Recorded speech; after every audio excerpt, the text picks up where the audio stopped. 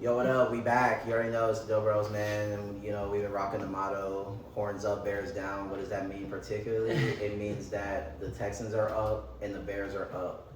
Yep. And that's just kind of what we've been rocking lately. NFL, it's getting towards the final stretch. A lot of teams, a lot of playoff implications in these next games coming up. Every team has like 5 or 6 games left, so it's really getting down to it. It's pretty tight on both sides, I'm not gonna lie. Like, no matter if you have a good record, no matter if you don't, like, if your team is something to work with, then potentially could get in. So it's really been popping in football, So I mean, just to get it popping, you know what I'm saying? The Bears, I think last time we were here, the Bears, they were kind of starting to get on the rise. They're kind of starting to get some motion, and we're like, okay, they got some tougher games coming up. What's it going to look like? Is this for real? Is this when we start kind of unraveling here? But the Bears, they're just finding ways to win, and they continue to win. It's not always the most pretty thing, but that's the NFL, especially towards this time of the year. When wins stop looking as pretty and it just starts getting nitty gritty, and it's just about who can pull it out. And who can score the most points. The Bears have been consistently pulling it out in these close games, and I think that, to me, people will call it Mickey, like, oh, well, they're barely winning against in these scenarios and stuff. Record, yeah. But for me, I'm looking at it as, I think it's just the Bears finding different ways to win and different ways to get crafty. And that's a dangerous team to get, especially in the playoffs, where a lot of different scenarios can happen in the playoffs. It's not always going to be cut and dry, this and this. We've seen them win with Caleb's arm and having to go band for band in that Bengals game. We've seen them win on some defense kind of in the Ravens game and in like the Commanders game where, getting a couple turnovers turned the tide. Mm-hmm. We've seen them on special teams like in the Vikings game when they were down, they needed a kick return, and they got the kick returned all the way down that basically put them in field goal range already, and they were able to seal the game that way. They've done it in different ways. They've been crafty. Ben Johnson, Caleb Williams. Dennis Allen, the whole coaching staff has been really good. The players are playing up. Some of these guys that were maybe like borderline, who is that? We don't really know, are playing to a higher level. Again, shout out to the coaching staff. I mean, the Bears look great. Not to steal your thunder, I'm just leading it up, and leading it up and saying in charge. Now, what I'm saying, that they're in first place right now of the NFC North. They got the Packers twice coming up. They got the Eagles. They got a Lions matchup. And so we're looking forward to it. And they got the Niners. So they still got some tough games to come. But I mean, I think at this point the Bears are the tough game to come. And I think that, Caleb, even though he has some misses here and there, I feel like he's coming into his own bag and he's learning. He's not the reason they lose games, which is the biggest deal, right? Like, if he was the reason that these games are going out of the way and they were losing because of Caleb, then it'd be a bad thing. But they're not, and I think that he's learning and developing as they're winning, and that's the best way to go. Yeah, and he looks better every week. Right. So what do you think about it? What you been liking about your team? Every time I talk about the Bears, I just can't get the smile off my face. It's like it's what I expected, if I'm being honest, but I didn't expect it at the same time. You know what I mean? Right. 8-3 is a pretty good little record, and it's not like these teams are just slouches. Like, every single one of these teams has an insane defensive line that's always in Caleb's pocket, and he's still making crazy plays. Especially in these division games that y'all have, with like both the Vikings games were tough, man. Yeah, I mean, those are good D lines, and good D lines to come. And the Steelers too. I mean, Steelers TJ Watt was all over us all game long, and everybody's playing with injuries. Every team is, but so great to see the whole backup linebacking crew come in. And I mean, DeMarco had, I think, like 12 tackles his first game starting, and just absolutely everywhere on the field. Brisker's all over the field. Right. I mean, we're teasing at getting Jalen Johnson and Kyler Gordon back. I was about to say, I'm about to start getting healthy. So if we get healthy and coming into the playoffs, and we already have this good record, we just need to win a couple more games to certify that we're in. Yeah, I think like 2 more wins and it's a lot. Yeah, 10 wins, you're pretty much there. Right. You're pretty much there. But I think with the way that we've been playing, and like you said, how we've been winning these games, I think that's perfect makings for when we get to full strength going into the playoffs. The identity's already been set, and now we just have reinforcements. Like, Right. how could that be bad? I just am praying everybody else stays good. Like, we had a couple people drop off last game, and I don't know if they're gonna be back next week. But let's tighten up and lock in for the Black Friday game because it's gonna be light show. Yeah, They so- put it on Friday for a reason. Yeah, so what are your thoughts on that Black Friday game versus the Eagles? I mean, this gonna Yeah. this gonna be a tough one. Like, this could be one of the games that, you know, but like you said, we Yeah, only maybe drop we only have to win a couple more really to get in. So it's like y'all made enough of a cushion to where it's like we're not biting our nails every Right. single time. Like, we want to see you want to see them come out of these games, especially like it's a big team versus the Eagles with a bunch of stars. They win in the fourth quarter a lot. They can grind you out. They can win in different ways as well. So it's like this is like a real good test This is of the like, test. Yeah, of there's a like, Super hey, Bowl chance. this is a team that you could see on your way to trying to get to, you know, a real deep playoff run. So, I mean, I like, honestly, I like the matchup. I think, you know, Caleb in a big time game is always fun to watch.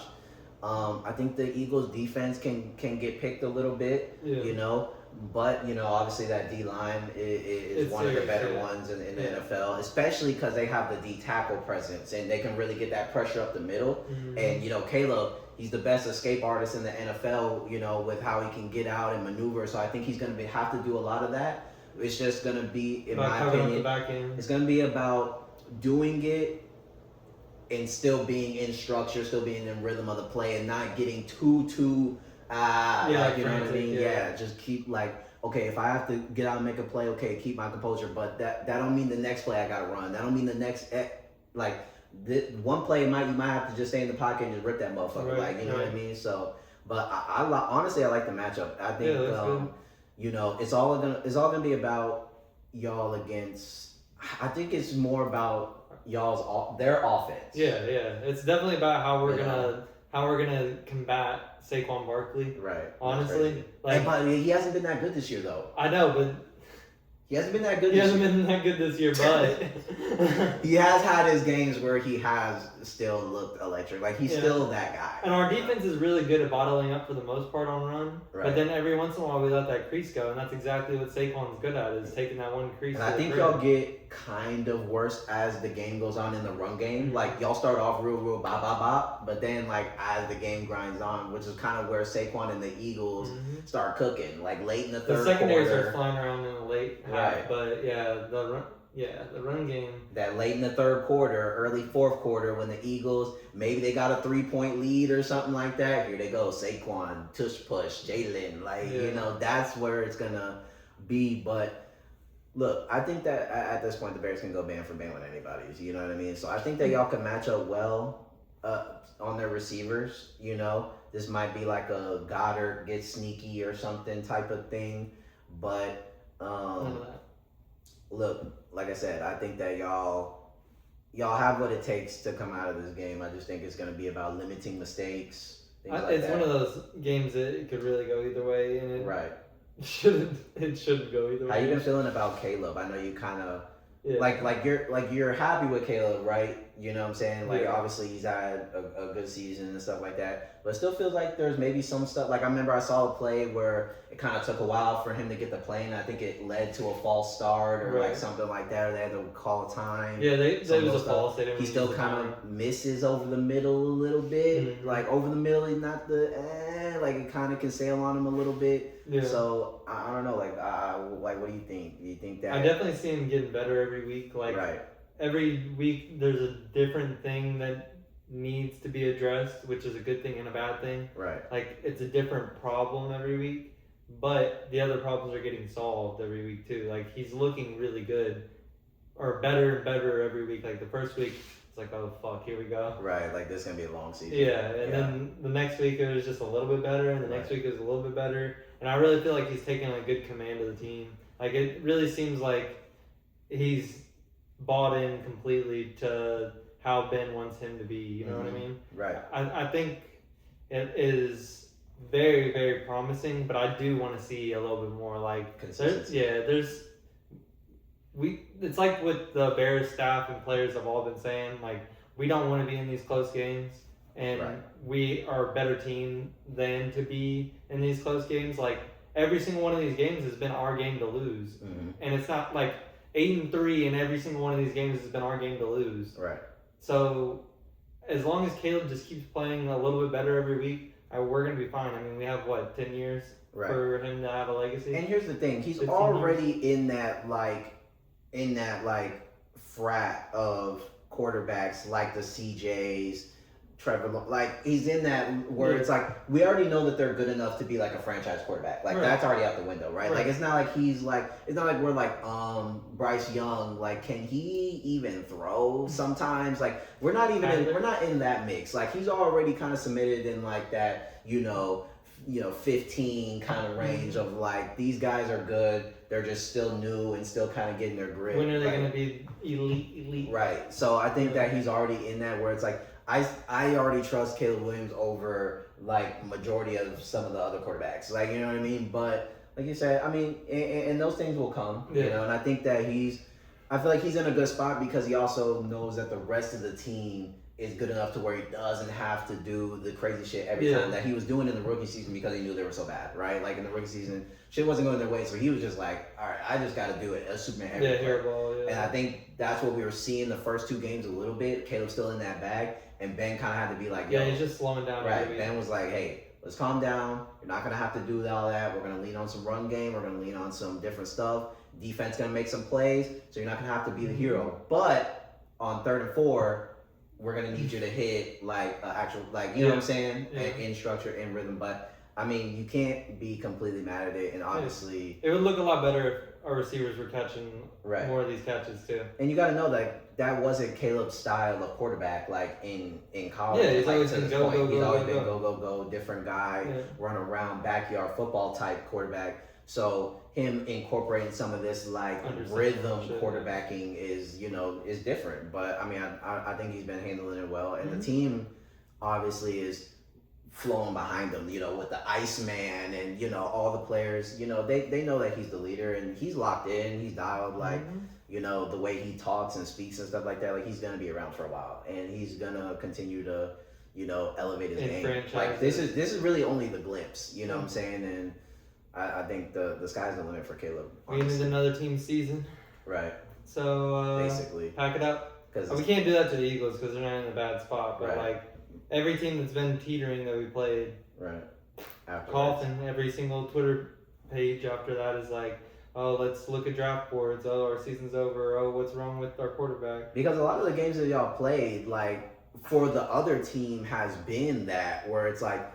They were maybe on the borderline, so if they were it could have been the Ravens if we win, then we could whatever. Yeah. But it's like when you lose that, then it's like, damn, well, I mean, I guess the season's kind of cooked because we're gonna have to look for Jaden Daniels' replacement. Because look at the Steelers, like the Ravens are humming and they're about to overlap y'all. Rodgers is hurt. The offense hasn't looked good, and it's just like. And Burrow's back this week, right? And this was like the closest game that you could probably get, and you fucked it up. You didn't win, so now it's like, damn, what's the outlook? And I think the rest of their schedule is like rough. Like I think it's like Ravens twice, like a Cleveland in there. Like I mean, it's like you might as well just chalk it from this point on if this is what it's gonna look like on the field. So it's like a lot of these teams. I mean, that was kind of the knife. The last night one where it's like they still alive, but you bleeding out. You bleeding out for sure. But yeah, man, shout out to Bears, man, bear down. And the other part of the motto, is horns up. And look, Houston, it's been a roller coaster of a season for Houston. We started 0-3 with basically a whole new personnel in that first game, right? A whole new running back room, new receivers outside of Nico Collins. A lot of them rookies or new players. New offensive coordinator calling plays. So it looked choppy, right? The offense looked choppy. A completely new offensive line unit with a couple pieces that we had before. So everything on offense was basically completely different, 95% different. So it looked choppy to start. Offense wasn't flowing, and mistakes, fumbles here and there, stuff like that, caused us to lose those 3 games. Given those 3 games were the teams that are humming, right? Like you lost to the Rams, but it was 14-9. Right. Like, you could have easily won that game, and the Rams have gone on to pretty much beat the shit out of everybody else. Right. So 14 Stafford has like 3 picks on the season. What, 19 to 15 Buccaneers? They beat you on a field goal and you had the game, like, and whatever. So it's like you go into 0-3, and then they kind of started finding their ground, right? They got a couple little gimme games where they got the Titans, they got the Ravens. Okay, offense starts clicking. They get another L, but then it's like, okay, that San Francisco game when Stroud was just absolutely slicing them, cooking. You get past them. Then Broncos game, Stroud was actually cooking, but then gets the concussion. Mills comes in, and we lose that game. So now we're in like a oh shit mode, right? Because we're like 3-5 or whatever, and you're just like, got divisional games, right? Got divisional games, and you got your backup. So it's like, all right, what's gonna happen, right? Or you're 3-4, I think we were at the time, and then so now Davis Mills, right? Probably the most Davis Mills way to start your first start against the Jaguars, home game, division game. You need to win it, or the season's pretty much chalked. And he starts off, throws a pick, like it's just everything's a debacle. You're down 27 to like nothing.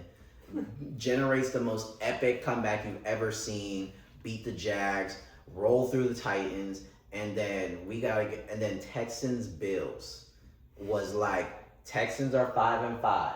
You win this game, your playoff odds are at like the 50s. You lose this game, playoff odds are at like the 20s. Like, it's over with, right?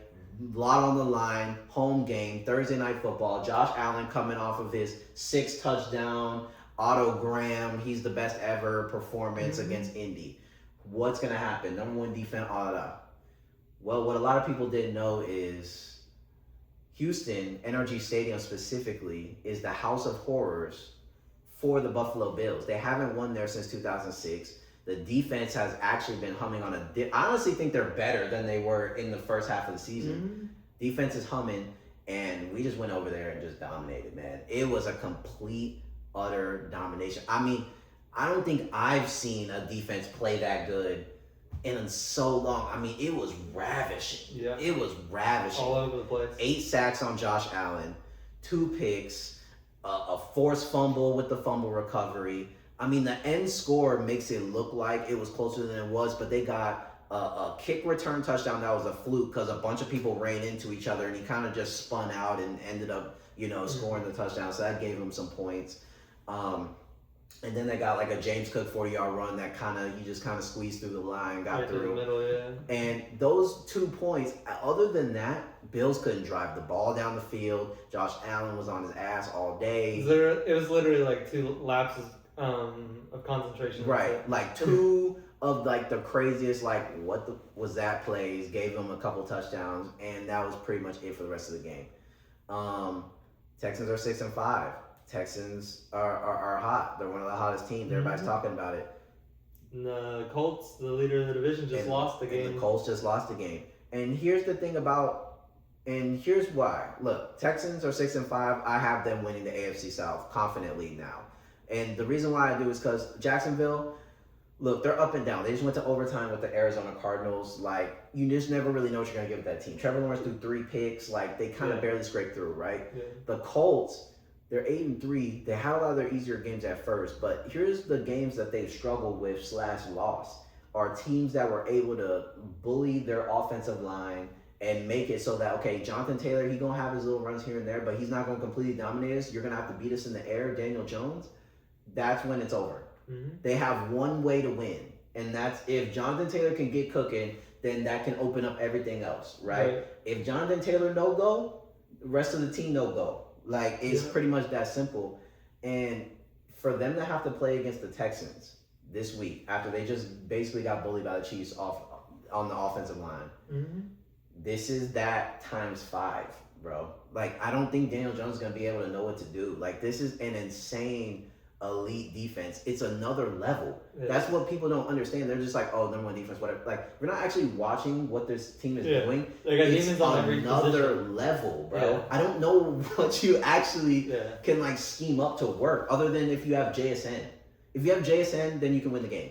If you don't have JSN, I doubt that you have an actual chance to like consistently move the ball against this defense. Yeah. It's that good. Yeah, it's good. I haven't seen a defense this good since like the early 2000s. Like this is like Legion of Boom, 2000s Ravens, like 85. Like this is this kind of defense where it's like we're gonna be talking about this defense in 10 years. Like you remember the Texans in 2025? Like this is how insane that they are. And this defense playing like this is championship caliber. We get C.J. Stroud back. Mm-hmm. Stroud is gonna elevate this team, and I think him taking a back seat to Mills. It's like when you're playing. It's like when you have like back in the day, right? When everybody used to play the game on like one TV, and remember like your little cousins come over and you're like playing the game, and you're just on a level like you can't even beat it. And your little cousin like, let me try, and you're like, all right, whatever, bro. Like you're not gonna be able to beat it. But then you see him do something, and you're like, wait, give me the controller back. Okay, now I see what you did. That kind of gave me an idea. Now that's what Stroud is doing right now.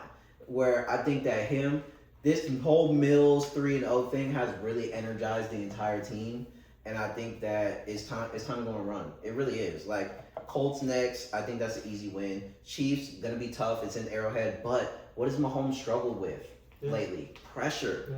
We've seen it. He lost in the Super Bowl because of pressure. He lost to Brady in the Super Bowl because of pressure. When you can get to Mahomes, it's over with. Like, and he hasn't been like that this year. And their offensive line hasn't been like that this year. They haven't been like that. It's still Mahomes. They still have great players, but I just don't like the Texans match up well with them actually.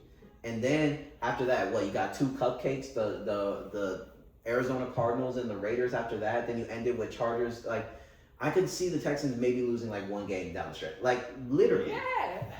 And look, I've been impressed with this team, their resilience, how they've been able to stay together. I know I'm kind of giving a long-winded little intro here, but it's really just been that kind of crazy of a ride, you know. And I think it's just again a test to our coaching staff and stuff like that. Because 0-3, you could have easily been ready to like blow this thing completely up, like. They were all, you know, you could have lost the locker room. Everybody could have quit. Nope. Everybody stays together. And now I think that they're a better team because of it. Yeah. We've seen the Texans before, hot in the beginning. Then they dwindle, injury, hurt. Now they go into the playoffs, they're limping in. And where this year is the reverse. You kind of had the adversity in the beginning. You outstanded it. Now you're in a spot to control your own destiny. You're getting your players back healthy. Getting comfortable with the offense. The play calling has been better. Like, I just think that the Texans, if we're looking at like a power ranking standpoint, they don't have the best record looking right now. Right. But I think if you ask any team across the NFL, name me 2 or 3 teams that you don't want to play right now currently, like if you had to play this Sunday, I bet you Texans would be a unanimous answer within all of them. Yeah. You know? So that defense is insane. The defense, I mean, from your perspective, I know I kind of went on a little thing here. I'm excited for my team, boys. Okay, we got out the mud, you know. But from an outside perspective, like, what do you think about this team and what they've done this season? Just side note, I do want to say, I remember halftime of the Jags game, you're like, I'm so done with this. Halftime of the Jags game, it was, I thought it was over. I was ready the whole season. I was ready to chalk it. It was so chalk. It was like 27-6, bro. Dude, it was There's no so way. shot. And then they came out and like scored a touchdown with ETN, like 31-6. I thought it was just, I thought it was so over. Like everybody was just like, that was it. And Davis Mills. Yeah. My God. Yeah, all I know is Bears and Texans both either 11-6 or 10-7, and we're going to the playoffs and we're going to the Super Bowl, and everybody can eat a dick. Right. Basically. Anybody can eat a dick. Their defense is flying around, and ours is going to be right behind them. And our offense is flying around, and their offense is going to be right behind us. So, I mean, it's whatever. Mm-hmm. It's whatever. And last thing is, I really think people take for granted how good Stroud really is when he's on this game. The game that I know, guys, it was against the Ravens, it was against the 49ers, and it was against whoever, the Tennessee Titans. It doesn't matter. When Stroud, this line is playing better now, which is why Mills is even surviving. Right? Let's be honest. Right. Because he's missing throws all over the field. He gets hot in moments. It gets a little streaky. If this offensive line is going to play how they're playing right now, bro, the games when Stroud was good and the line wasn't just, I mean, took some sacks, whatever, but the games that the line held up, he was like throwing 80%. Yeah, buckets. In all those games. He had 80%. I think in the San Fran game, what was it, like 24, 29? No. The Ravens game when we put up 44, he was like, 30 or 31. Like, he doesn't miss. And I wish I was making this up. No, he's not. He doesn't miss passes when his feet are set. Like, and he can make some throws on the run. He can do something, but that's okay. That's not. Bro, if he can stand back there, he's one of the nastiest I've ever seen. Like, it's insane. And if he wouldn't have gotten hit out of that Broncos game, we would have easily won that game too. It would have been another 40-point game, honestly. Like, the way he was throwing that ball in that Broncos game, he was about to slice. Yeah. It was about to be one of those games. And that's what people aren't understanding. They're having this recency bias with Mills, and I think some people in the NFL too, where they're like, "Oh, Stroud wasn't that good when he was playing anyway. They're 3-5." There's a lot of reasons why we were 3-5. Little of it had to do with Stroud, and now you're getting him back with the play calling better, with everybody else playing better. Dude, he is about to rip. Like, go to the moon. And I'm giving y'all this as a warning. Like, he is about to rip, and y'all missed it earlier when he was ripping because it was Texans bad or shit. Now people are going to be scared because if the Texans are even able to put up 20, it's over. Yeah. Because you're not going to score more than like 17, like realistically. You know what I mean? So, look, horns up, bear down. Horns up, bear down. Everybody else, and speaking of what's going on with Lamar? Because because we ain't doing this no more, man. Like, I have him in 2 fantasy leagues, and he's selling. Yeah, I mean, single-digit point. I mean, he had like 7 rushes for 11 yards last week. He's barely throwing the ball. When he throws the ball, it's going everywhere. No one's catching. And it's like they're barely winning these games. I mean, Cleveland, look, their defense is good. So I kind of wrote that one off a little bit because I was like, look, it's a slugfest game, division game. Yeah. Jets? No. Jets post trades. Jets post trades after a stinker. Another stinker? What's going on, man? Yeah. What's going on? I mean, like, what is he hurt? Because if he's hurt, like, let's just not play that. I mean, but he knows he can't because they need to make a run. But it's like, dude, Derrick Henry. All right. When Derrick Henry stopped working, I mean, because he's not even running the ball, which is like the crazier thing. And it's like, I know he's been going more past, like even last year, right? His actual MVP year that they gave to Josh Allen, like he was insane in the air. Right, 4K, 41-4. Like, I mean, he was nasty, right? Mm-hmm. So he has been better passing the ball and stuff like that lately, and not running as much. But at the same time, it's like, well, it's getting sacked like every play right now. Right. So I mean, this offensive line for the Ravens. I mean, my God, brother, what is going on? And I don't even think the playmakers are even playing good. Like, Zay's doing okay, and I don't think it's like his fault or anything. I'm not like blaming them specifically, but like, outside of that, like, I'm not really seeing anybody making no plays. Like, Bateman's been ghost this year. Bateman's been trash. Yeah. Hopkins washed. Yeah. Andrews, who cares? Like, they haven't even gotten Likely back. Likely doesn't barely do anything. Keaton Mitchell, they try to get him in for a spark. Who cares? It's like, this team has nothing offensively that really scares you right now. And I feel like that's the problem. They kind of have the same issue as the Bills right now, right? They have this like elite quarterback, and running back, but then it's like, who cares outside of that? And so you have like one good receiver and a decent tight end, right? Everything else is like. So if you man those guys up and they just never actually like break open and get like naked open, and you send pressure, and they can't run the ball, then what? What's the next answer? And that's what they're dealing with right now. And I just think that I don't know how they fix it. I think they're gonna have to just trust Lamar putting the ball in the air more consistently. And they're going to have to switch around some people on the offensive line, man. Like, hey, let's try you at guard, you at tackle.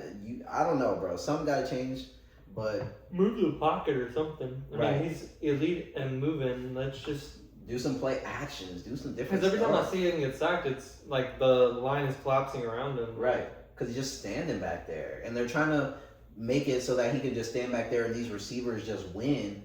But dude, that's never been the offense. The offense has never been built on these receivers that they have just winning. They don't have a guy that just wins every time. Like, you kind of have to like scheme these guys open in a different way, like Zay and stuff like that. He eats in like zone and like kind of sitting in these spots where people just forget about him. Like, let's get back to that, you know. I mean, if we're gonna use Andrews, then okay, then use him then. Right. Stop trying to just use him on the 1 yard line to get like a little screen touchdown or something or whatever, or these little weird trickery plays. Like, line him out and use him like you used to then, if that's what's gonna be. Or if not, then put Likely in, because he can get downfield. Yeah, it's like, well, I mean, I don't get it. Like, I don't get what's going on. But I still think the Ravens get into the playoffs because I just think the Steelers are just that bad that the Ravens are going to keep finding ways to win. It's just not sexy. And I just think Lamar is definitely playing hurt. He's definitely playing hurt. It's going to get better, though. I mean, I think so. Yeah. And again, maybe this helps them later on because they won't be like having these issues in the playoffs. The defense is playing a lot better than they were. Yeah. Because their defense was letting so much shit up before. Oh, yeah. Now they're actually playing like lockdown. They're winning in these games. Right. Which, that's good to see, at least. Exactly. Because Lamar and Henry and all that's going to start cooking eventually. And right. It's just about staying above water right now. Look, they're in the same boat as y'all. Look, they are, and they have to keep winning, and they know that. And I think they can. Like, I trust them. It just, we want it to look cleaner, and it just doesn't right now. But I mean, if you have Lamar in fantasy.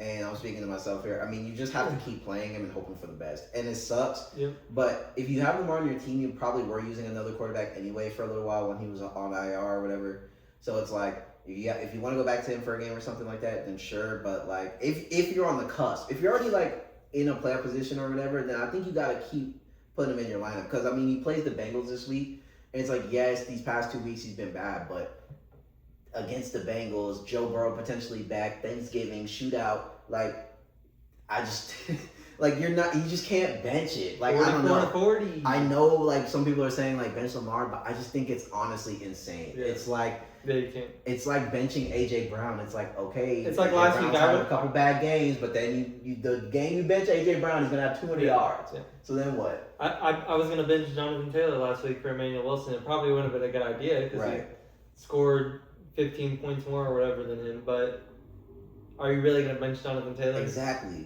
Because, like, even if he's going up against a tough defense, like, we've seen it. One handoff can go 70 to the crib, and then that's your fantasy week. There you go, 20 points. Like, I mean, I don't know. I just don't. You can't bench Lamar. Unless you're literally fighting for a playoff spot, like you're 6-6 or something like that, and you, like, are on the borderline, you need to get in.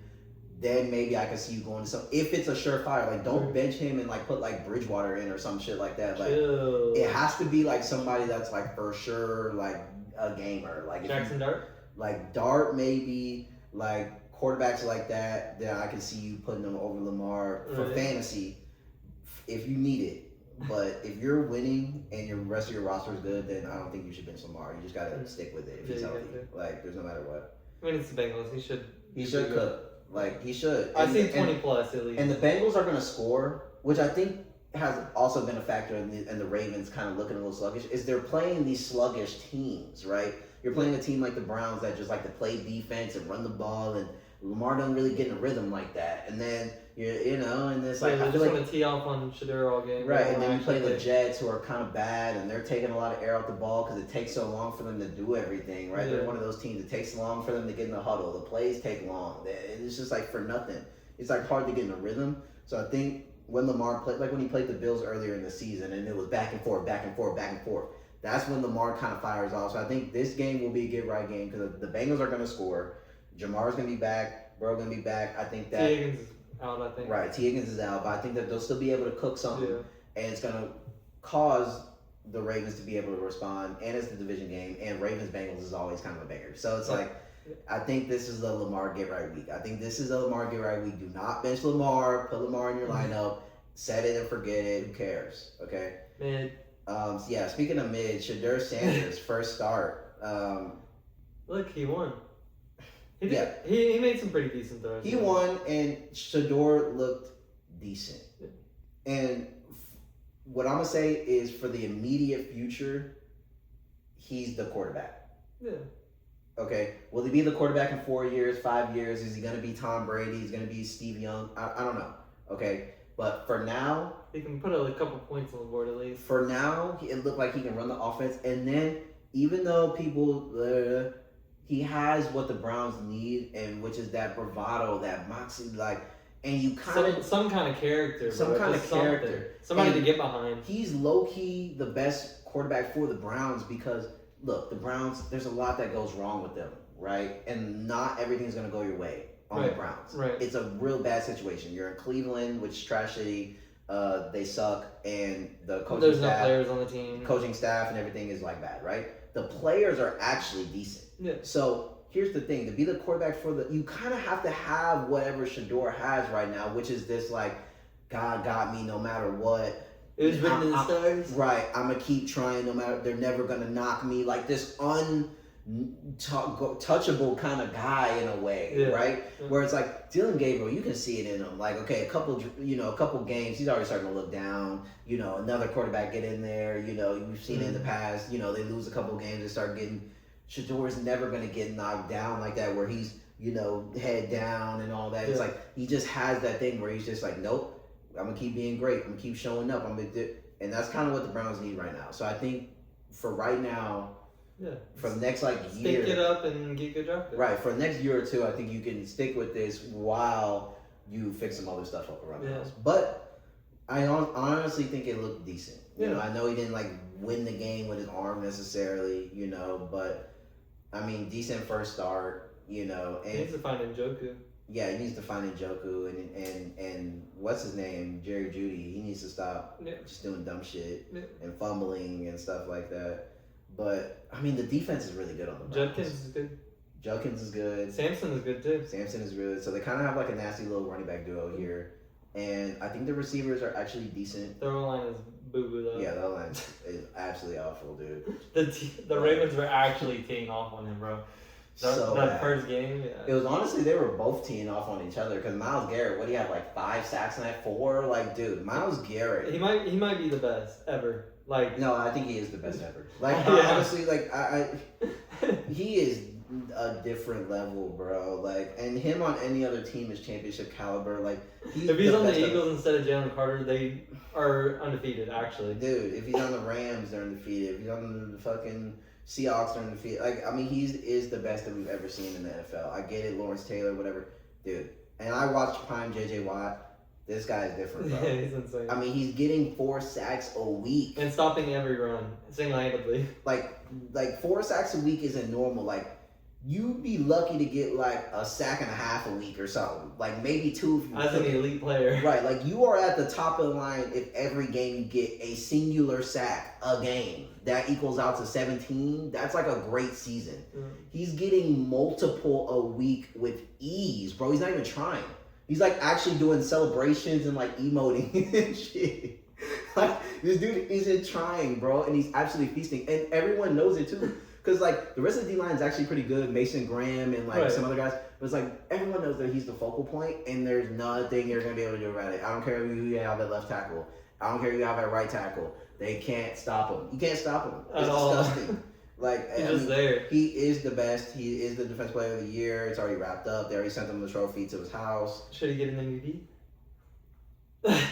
I mean, I wouldn't be opposed, honestly, at this point. I mean, because he's about to break the sack record. Yeah. The sack record, he's gonna break it. I think he needs 4 sacks in the rest of the games to Nobody's had 30 before, right? I don't think anybody's had 30, but I think the record in a season is 23 and a half or something. And so he's at 18. If he gets 30. Yeah. He's got to win it. If he gets 30 sacks, that's crazy. If he gets 30 sacks, it's definite. I think it's almost definite if he gets 25. Yeah. If he gets to 25, that's 25? Nah. That's kind of insane. That's that 25 might not get broken by anyone other than if he beats it himself.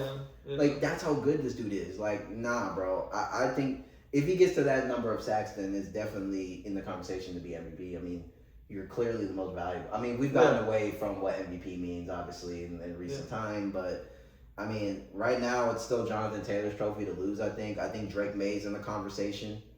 Matthew Stafford, that's probably the 3, and then we'll see, Myles Garrett just kind of keeps it going, Or Caleb. No, I'm just kidding. Speaking of the MVP, what about JJ McCarthy? 9 MVP. Most valuable shitter. Right. Yeah, no, he throws it. Hey, speaking of good for 1 or 2 a game, picks. Yeah. JJ McCarthy. Yeah. I mean, probably about 2 a game. Yeah. He's I'm actually just mad at my team for losing against them week 1. It's so crazy that he won a game in the NFL. It's again, he had one of the greatest 10-minute lock-ins of all time, and that's what it was. He hit the most money bucket pass to Aaron Jones. It's probably the best throw he's had in his entire life, literally. And I don't know, bro. They just locked the fuck in. Like, it's just crazy. Like, he's so bad though. Like, honestly, he's actually so bad. Because he was bad the other part of the Bears game, which is like what people don't talk about. The first like, 3 quarters. Right. They think that like he was just dominating that game. It's like, no. If you actually like go back and watch the game, he was actually completely selling the whole beginning part of the game, and then literally like fourth quarter, 10 minutes left, like he just went into like 9. Yeah. I guess 9 showed up and for the one time of his career. Right, 9 showed up for 10 minutes and he turned into like an actual decent quarterback and made some buckets. And that's just what happened. And look, tip your hat to him. Look, it sucks that y'all lost to him, but again, y'all are 8-3. Yeah. They're in the dust, so it's like whatever. But I mean, like, what do the Vikings even do, bro? Like, what do you do from here? They keep talking about firing their coaches and stuff too, and I'm like, I don't think it's on the coaches. I know, bro. but What do you tell this nigga, bro? Please. Fire O'Connell, please. Bro, He's the problem. Yeah. Yeah, for sure. Yeah, dude. If they fire fucking Kevin O'Connell because of JJ McCarthy's fucking incompetence, bro, that's just insane. I mean, he's one of those kind of quarterbacks who gets a coach fired, though. Or a GM. Yeah. Which, okay, I can see the GM maybe getting fired because of this. Because, okay, JJ McCarthy at like pick 8 was a little, or 9, whatever it was egregious. It was egregious. Okay, even at the time, people were like, "What the fuck?" Right? Yeah. Like, so that was just a crazy pick already. And now to see how it's paying out, like that could be like a generational bad pick because this could have big ramifications as far as like. Because they let Kirk Cousins go too, and they let Sam Darnold go. And they let Darnold go, and they had Daniel Jones in the building last season. People forget that Daniel Jones was the backup last season to Darnold. So you had 2 guys that, and look, I'm not saying Daniel Jones is fucking Eli Manning, but what I'm saying is Daniel Jones has clearly shown that he can play within structure. They wouldn't be this bad if they had Daniel Jones. Clearly, that's all they needed. They had Justin Jefferson and Addison and Hawkins. You need somebody to deliver the football. That's all you're doing. Like, you're playing quarterback on the Vikings isn't, I am like backpacking the team like Mahomes was back in like 2018. No, it's like he's literally just missing passes. You are FedEx. Yeah. Justin Jefferson ordered the ball, you get it to him. Okay, Addison, Hawkinson, Aaron Jones. You don't actually do anything on the Vikings like offense as quarterback. There's no thinking involved really. Right. So that's what's O'Connell insane. do the thing. Right. O'Connell schemes it up and you get it to these guys and their playmakers are like elite at the position. Yeah. These aren't elite scrubs. This isn't Wan'Dale Robinson, even though he's insane. I'm just making a comparison like you see what Dart's doing over there with Wan'Dale and a bunch of Slayton and bums, right? Hyatt, like what? You have elite talent. These are top players at each position, and you haven't done anything like. And I think that this can make it so that the Vikings, I could see a Justin Jefferson being like, "Look, fellas, I think I gave it all I had." You know what I mean? Like I could see it. I mean, Justin Jefferson is clearly frustrated. Yeah. And why wouldn't he be? I mean, there's nothing you can do. The balls are up here. The balls are up here. Yeah, he's bad. He's bad. They're not even like going to the dirt. They're just in the rafters. Dude, they're up here, bro. Yeah. Like God can catch it. Like, sometimes it's like he'll get an accurate pass here and there, and then the players are just not expecting it to be open and they drop it. Right. Like he's so bad that when the ball is actually like right here, you're like, oh fuck, like damn, he actually got it to me. Oh, that's on me. Eyes are up top. Right. Like I was expecting it to be over here. Yeah, I was expecting it to be over here. Like I mean, Jesus Christ, man. I don't know. They definitely shouldn't fire the coaching staff. I'll take him for the next few years. But they're gonna have to figure out what to do with this quarterback situation. I mean, look, maybe he's like the shitty version of Dart, actually. Yeah. He's like what people were saying about Dart before the season started. Right. He's like what they expected. Like people that didn't watch Dart thought he was gonna be this. Mm-hmm. Like, What, they traded back in the first round and got Dart? Yeah, because he's nasty. That's Yeah. why. Like, what are you talking about? McCarthy at 8 is fucking crazy. And then, like, what he looks like to me is when Purdy's having a dookie day. Yeah. You know how Purdy is like, Jekyll and Hyde or whatever it is, like, you know what I mean? Where it's like one moment he can just be like firing all over the field Right, just because just he's like, dog. right, because whatever. And then you can have a game like last night where you're like, we paid this guy $300 million. Right.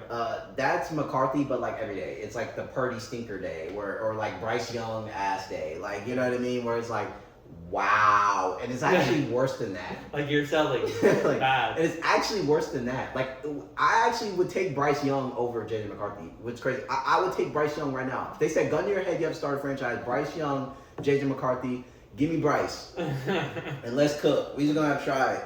At least he threw for 400 yards once. Like, come on, bro. This dude's insane. What do you have, 80 yards last game? And I mean, Bro. he can throw it to McMillan, and Justin Jefferson's the same build as him, just better. Right. So. And I would rather, like, let's just live or die with Bryce. Let him throw it 40 times. He's going to throw a couple picks. Bryce will find Addison, too. I mean, he finds Leggett. Right. At least Bryce can, like, get in a rhythm sometimes. Like, I haven't seen this dude get in a rhythm outside of 10 minutes on the Chicago Bears. That's it. Like, this dude is atrocious, man. Rest in peace, Skull Nation. Skull, you're going to be picking first overall. Bad. Speaking of picking first overall, I love how this just transitions, man. First overall pick, Tennessee Titans. Cam Ward, he actually played an insane game last game. Like, Yeah, he did. some of the throws he was making, and you know why? He played good in the end of the Texans game. Yeah, too. he played good at the end of the Like, he gave us a scare there because Mills wasn't cooking, and he started doing this comeback drive thing here, and it gets a little spooky. Like, he almost kind of spoiled what we had going on over here. Yeah, You know what I yeah. mean? So I don't appreciate the scares, Cam. Like, we know what it's gonna be in the future. Let us get this for now, okay? Like, just sit this one out, okay? Shit. Just be butt for real. Right. Just be trash for the rest of this year. Next year, then we can have a competition, and it can be, back and forth, blah, blah. Not right now. But who they just played? I forgot who they just played. They played some team that had, like, the same Hold color on. on. Titans played Seahawks. Seahawks. That's who they played. Yeah. So One of the best teams in the Titans NFL. played Seahawks, one of the best teams in the NFL. And look, the Seahawks took the belt out early. Obviously, they have the best wide receiver in football right now. Yeah. And, Jay Stanley's going crazy. So they Nuclear. they hit him with, the quick bombs real quick to get it to, like, 30 to, like, whatever in the early slate. But here's the thing. Cam Ward is doing some things with this team. And this team, with any other quarterback, you're not getting any motion. At all. Because this offensive line actually it's between them and the Raiders on who has the worst line. I don't think it's the Titans. Like, literally. Because they don't pass pro at all. At And all. I don't even think they run the ball. I think they gave up on running the ball, Yeah. honestly. Which, I mean, Spears is good, but Pollard's trash.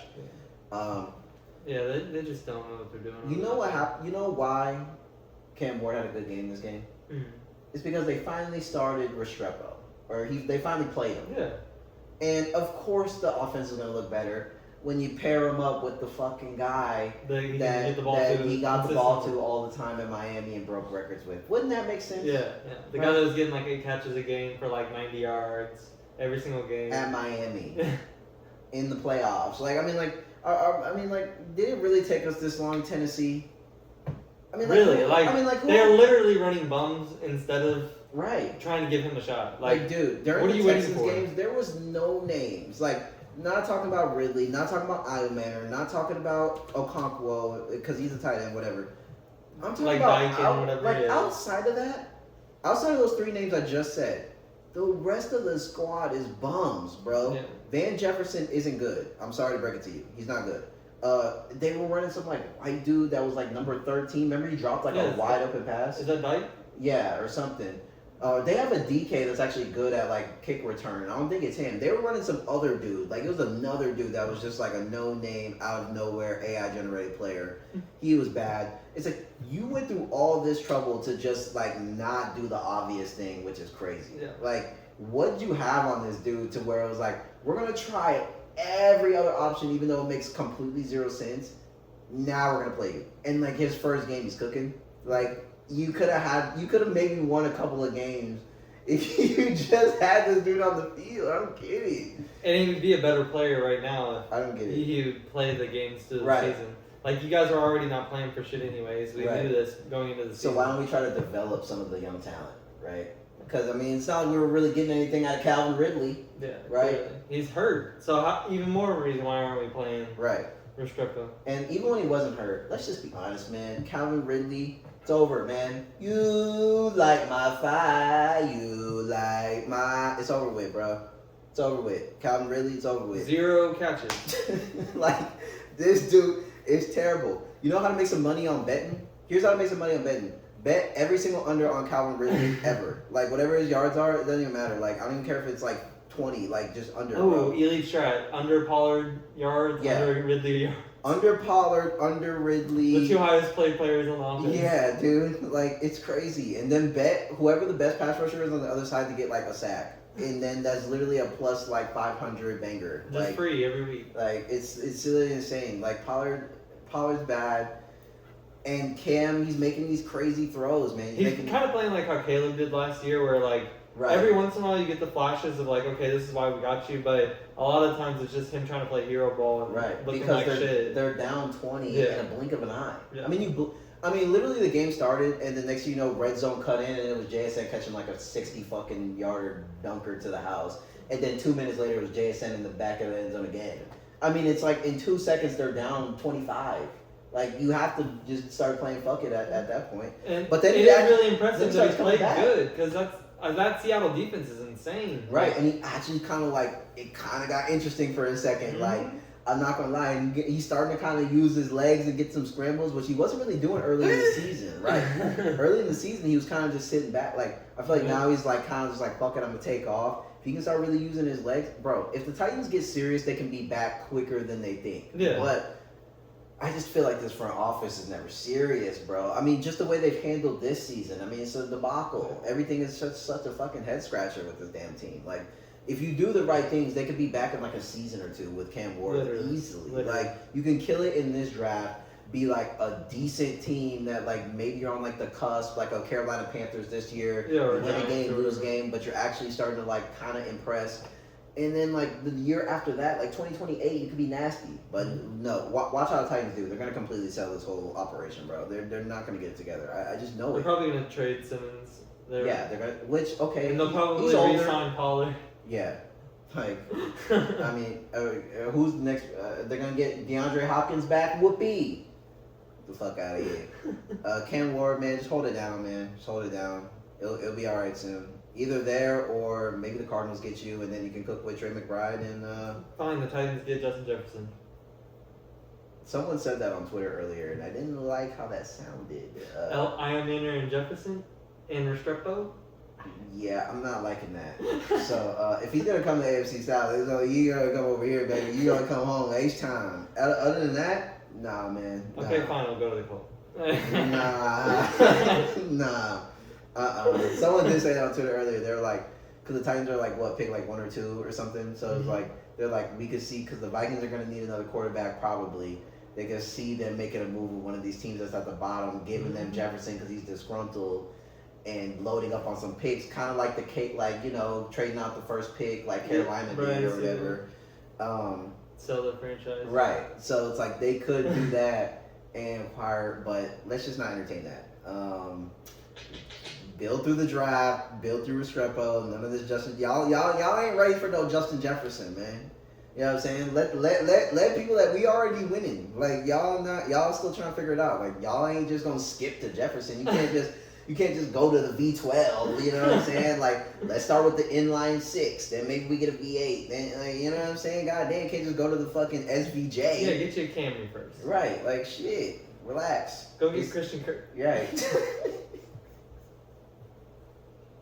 Get Cooper Kupp, something reliable that can get you to point A to point B. That's all you need, man. Get AJ Brown back to finish his career. Low key, honestly. Like, you know, he's only gonna be there for a year or two before he starts getting upset. Yeah. But at least it'll be a good couple years. You know, maybe he wants to be back. I don't know, but we'll see. He goes 2-3 years in Tennessee, and then he goes to the Cardinals and finishes there for the last couple of years in his dust. Yeah, the most frustrating career possible. At least he got a Super Bowl, I guess. Arizona, man. What's going on? Kyler Murray.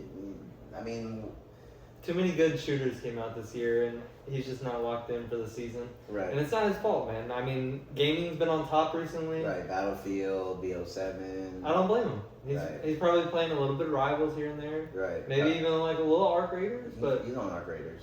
Yeah. But I mean, he's not playing football, and he's definitely not throwing it to McBride or Marvin Harrison. No. And he definitely wasn't going to be making Michael Wilson this good. No. If Kyler Murray was in and Marvin Harrison went down, McBride would still have 5 catches for 50 yards, no touchdown, and Michael Wilson would have 3 targets, 2 catches, 2 catches for 12. Yeah. And you'd be like, so that means that Dortch got the ball, right? Nope. So that means that 1 for 13. So somebody else got the Nope. Nobody else got the ball. So did they run the ball really good then? It's basically like a sack or a throwaway every time. They basically got in field goal range, and that was it. And maybe Murray scampered one in the corner of the end zone once. After a turnover. Right, Trey Benson touchdown, or Van Knight, whoever's running the ball now over there. I honestly think the Cardinals have a good squad, bro. They just need like an actual serious quarterback. Yeah. I think you have to trade Kyler Murray after this season. Yeah, you can get something good for him. Right, and you can trade him the to Vikings.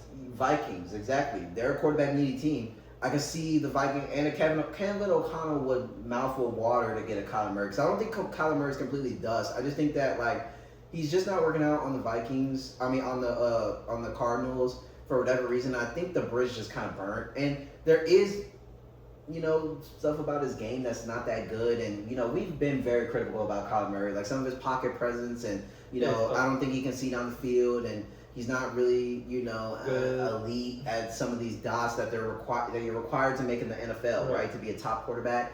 And then his athleticism that he was kind of banking on starting to dwindle. After that ACL injury, we really haven't seen him kind of get back to that real Kyler Murray scrambly, like 60 plus yards. Right, like he's kind of just falling down now, and he's not really taking off. So, I mean, like, what are you, right? But I would definitely take whatever the fuck Kyler Murray is, or whatever the fuck Nine or Joker or whatever his name is over there. So Vikings could be in play. The Saints could be in play for Kyler. Raiders. I mean, Raiders got to try something. I mean, I know we're kind of getting off topic here. Look, Cardinals, they're okay. Like, I don't know. Michael Wilson looking good, though. Michael Wilson was really good. And McBride, obviously, is the best tight end in the NFL, in my opinion. I just think that he's disgusting. Like, when he just gets going, I mean, he's athletic. He's a freak. He can make every catch. He's a red zone threat. He has the speed too, which kind of like sometimes you don't get both, right? Sometimes they either got the speed and then they're not good at blocking, or they're like good blocker, but then not just athletic. Right. He's everything, and obviously you can just force feed him. I mean, he'd be having 15 target, 12 catches, 135,000 yards. Like McBride's insane. And I think the Cardinals will be fine. I just think they need a different quarterback. Maybe they go Brissett one more year and fix some things up a little bit. Brissett's not a bad option. He's not a bad option to start the year with, and I can see them doing that. I mean, the Patriots kind of did it or last even year, if they go late, like grab somebody late in the draft and then have them sit behind Brissett for a little bit. Kind of like how Dart did behind Russell Wilson. Drake May did it last year behind Brissett for a little bit, and obviously Drake May's playing really good. So, I mean, I think they get somebody in the mix. They probably keep Brissett around, like, just for that safety valve. But I think somebody else. Who would they get, that Mendoza dude from Indy? Yeah, Mendoza. He's probably Mendoza ex Brissett. He's probably the best coming out for sure. I think.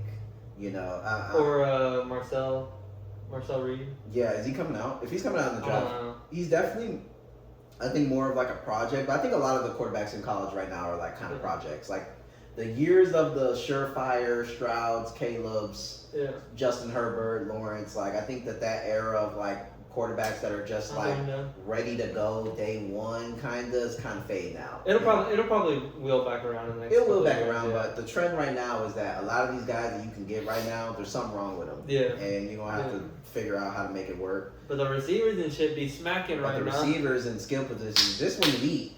This kind of when you eat. Like especially like if you have a team like you already have a quarterback. This is our time. Because the receivers that are coming out, every single receiver that comes out is nasty now.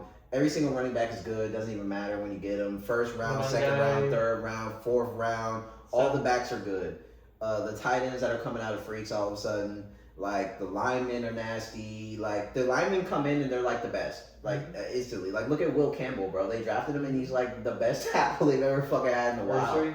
Ursery's nasty. Like all the Slater. Like I mean, it's just like this is the time right now if you have a quarterback to kind of like start loading up. And some of these defensive players are disgusting. Abdul Carter and shit. Yeah. Abdul Carter, Will Johnson. Yeah. Dude, I mean, like, dude. Will Johnson might actually be one of the best corners that we get to watch in the NFL. Yes. Like, everybody keep your eyes out for the next couple of years because he's kind of better than Surtain, low key. Yeah.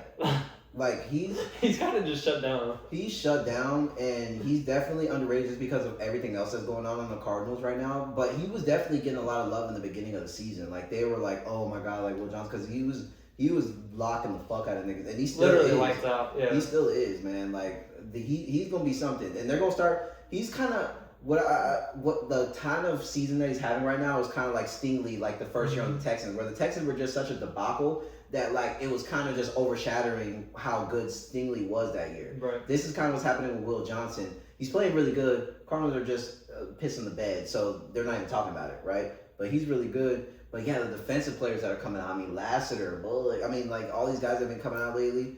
I mean, this is feast or famine. But if you're looking for a quarterback, yeah, you might be in a rough spot. So that's why Kyler Murray could go for a lot. Yeah. Kyler Murray could go for a lot. And if you can turn that haul into something good, I think you take it. But we were kind of getting into it already. But the Raiders, my fucking God, boy. Raiders are fucking awful. Yeah, they're pretty bad. Like I don't even know why they stole Genty, bro. Like, what was the point? There's no point. They're literally not doing anything with them, and we could be literally leading the fucking NFL with them right now. Dude. That's so crazy, bro. That's so crazy that they hung. Right. They needed a quarterback, clearly. Why did they get Geno Smith? Or line, or anything else. Literally. Like. But I mean, like, they would be fine if their quarterback didn't sell, too. Right. Like, if they're especially at the beginning of the season, like some of these games they were in, it was just Geno's fucking throwing 3 picks a game. They could have easily beaten us. Right. But we watched him throw the same pass twice and picked it off both times. Like, he's just a freaking fool, man. He's and so the offensive bad. line isn't good, but it would be acceptable for a good quarterback. Right. Like, if Mahomes was behind that line, they're going to be able to put up 20 a week at some least. points. Yeah. They're not going to go out with 3. Right. I mean, this dude is like, I mean, he's on the level with J.J. McCarthy. Yeah. He's on the level with J.J. McCarthy. Like, this is how bad he's gotten it, which is crazy because he had his resurgence with Seattle. Oh my God, I didn't write that. But he had DK and JSN. And there were some signs, right? Because we would watch some of them Seattle games when it would get crunch time clutch. Here we go with Geno with a nasty stinker diaper over there for a fucking pick 6 or something. Like as soon as you needed it, that last year in Seattle, watch that tape. These signs showed the team was just so good around them that it didn't sell them all the time. They were able to kind of still look decent. That's why they moved away from it. Exactly. That's why they weren't going to give him another bag. Come on now. Yeah. And then here we go. They don't have all the star power in the Raiders, so they actually need you to like go in there and play quarterback. Like you got to actually be able to dot for real. And this nigga is terrible, bro. He is having one of the worst seasons I've ever seen. And you see on the other side, the Seahawks got Darnold and traded away DK, one of the best players on the team, and they're playing lights out, one of the best teams in the NFL. Right. And it's supposed to be what's happening in the Raiders too, right? They got the best running back that we've seen in college football ever, and giving them 8 carries a game. Yeah. Because they have to throw every single game. Because they can't move the ball. They can't run, but they can't even run block, bro. At all. Genty gets the ball, and there's all 4 linemen are already have beaten.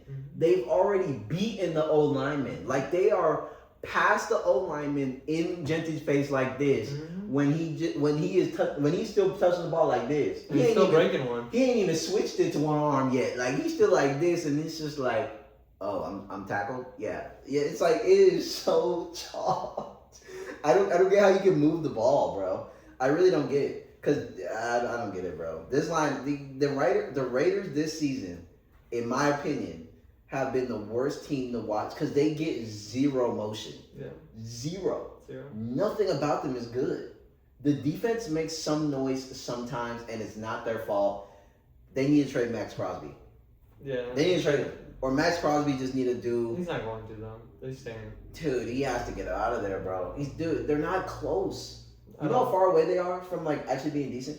Like it might not be like just how like I'm optimistic with the Titans being able to like fix it in a year or two.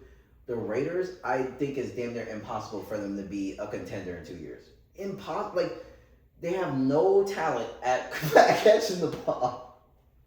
They have zero. Their wide receiver one is Trey Tucker. He sliced us. Dude, like. No, he shouldn't be wide receiver one. He should be your slot guy. Right, and he's their one. They traded Myers. Yeah. Okay, yeah. Bowers is obviously playing hurt, right? And everyone knows that he's like the only playmaker, so they just put like 5 people on Bowers. Like, it's just there's no blocking. Like, I don't know. They need a whole new offensive line. They need a quarterback, and they need like 2 receivers to be competitive on offense right now. Yeah. Like. It's just not going to work. And they still have gaps on defense, too. Exactly. It's like, even with Crosby playing really good, like, their corners aren't that good. Their linebackers aren't good. I think they have Jamal Adams out there running. Jamal Adams? A linebacker. Jamal Adams, 2025? They just fired Chip Kelly, too. I know, but, like, I don't even know how you can call plays on that team. Honestly, if I was Chip Kelly, I would have walked out. Fired. I left. I stopped coaching because what do you want me to scheme up? Pete Carroll said they weren't seeing eye to eye, and he just wasn't following the vision that they wanted. And I was what vision? I was like, what are we talking about? That's what I'm trying to get to right now in this conversation. Like, what is the vision? Okay, so you're the play caller, right? Let's say you've called plays before. They give you this team. They're like, we want you to call plays today. You know nothing about this team. Okay, you just come in. You're blind. You're like, okay, this is what I got. Okay. Let's try a run on first down. 1st and 10. Hut. Boom. 2nd and 12. 2nd and 13. Okay. Let's try to Trey Tucker screen. Right. Let's try a Trey Tucker screen, or let's try to get Brock Bowers open. Hut. Sack or something, or some bullshit. Ball sails. Okay. Well, it's still 3rd and 12. Maybe let's try to just get it downfield or something, or scheme something up. Pick. Nasty pick. Nasty pick. Not just a pick. like again, stinky diaper poo poo over in the corner, po' boy. Yeah. Like after that, what do you call? So you just threw a pick 6. You didn't get no motion on running the ball. I feel like I could put something on that offense, bro. Come on, give me something. I mean, I would just run Tucker on mesh. Oh my God! Every single time. He's either going to the Bowers and Tucker just cross pass every play. Hopefully the DBs run into each other and get it to whichever one is open every single time. Yep. Every now and then maybe take a shot. Get Genty. Check down. Get Genty in the check down. Just hit him out. Yeah, block and release. Chip, get out. Chip, get out. That's the only play I'm running. It's going to be 4 plays. We're just going to cycle them through. Every now and then we might take a Hail Mary shot downfield. That's it. But to who? I don't know. This might blow your mind because I've been thinking about it all season. The Raiders have Raheem Mostert. Mm-hmm. Did you know that? Mm-hmm. How did they not use Raheem Mostert? They got 2 running back. They picked up Raheem Mostert and they drafted a running back with the 2nd overall pick, and they run the ball not even 10 times a game. They don't. What was the point? Tom Brady. I'm trying to figure it out.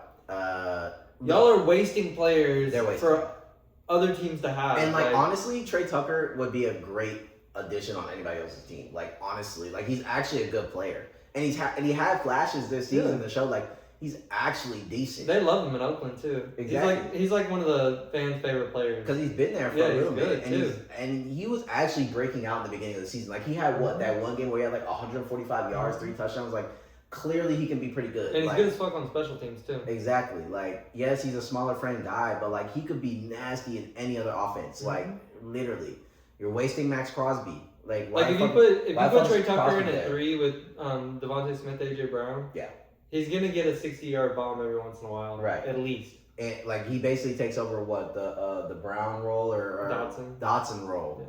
Like I mean, I would take him over Christian Kirk. Mm-hmm. Like it's the same shit. Like right? Like you should be able to get him the scheme. Luther.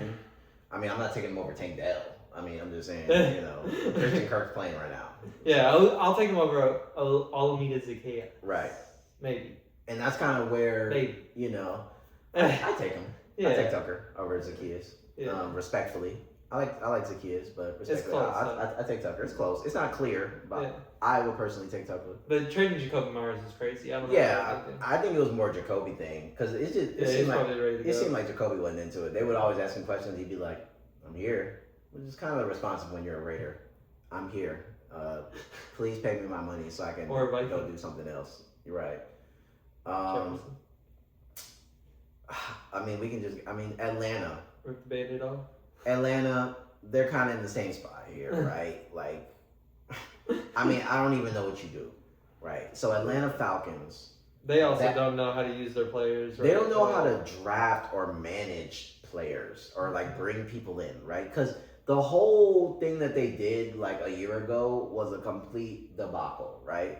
So you bring in Kirk Cousins for a crazy contract in the offseason, right? He's coming off the Achilles injury from the Vikings, but he's been playing good to this point, whatever. You bring him in to be your starter. You do the whole press conference and everything. Then you go into the draft, and you not only do you reach by getting this dude like in the top 10, right? You picked a quarterback that's had a crazy injury history to back up a quarterback that just is old and just got a crazy major injury. So you just replace that with, okay, so whatever. Let's just move on. Then Kirk Cousins gets in there. He's playing decent at first. Then he's trash. He was slicing at first. Like, he was actually, like, I mean, dude, they had him, doing the swag surf, and he had chains on and shit. I mean, Kirk Cobain. Hey, they was believing in him in Atlanta at first. Okay, he was actually slicing. But then, you know what I'm saying, he kind of got injured, and he kind of started getting sucky. Penix comes in, he's decent.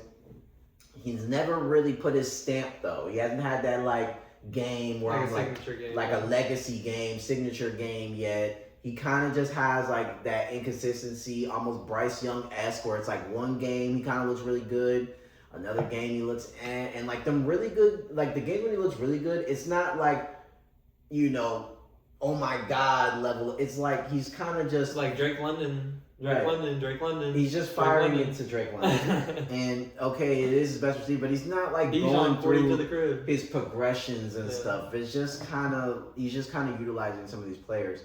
And they do have good players. Right. They have great other skill positions and stuff, but now Penix has torn his ACL for the third time. And they have no first round pick, and they're currently at the bottom of the NFL. When it comes to like standings, I think they have like 4 wins. You don't have a first round pick. There's not even that many good quarterbacks coming in this draft anyway, but I just don't know what you do. Because Kirk Cousins, like, yeah, they just beat the Saints, but it's the fucking Saints. I mean, that's the battle of that's poo-poo versus caca. You know what I mean? Like, Kamara got hurt at the beginning of the game. Right.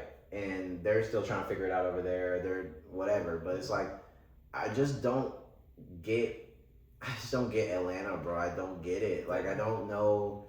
Like, again, maybe they trade for Kyler Murray. Low-key. Like, you might have to try it or something. Or maybe, I don't know, bro. Try to get Dylan Gabriel from, I don't know, bro. Like, we're just going to have to start trying shit. You know what I mean? Mills. Maybe. We'll give him to you for, Bijan. Bro, honestly, we'll give you Davis Mills. Straight up. And Nick Chubb for Bijan. Straight up.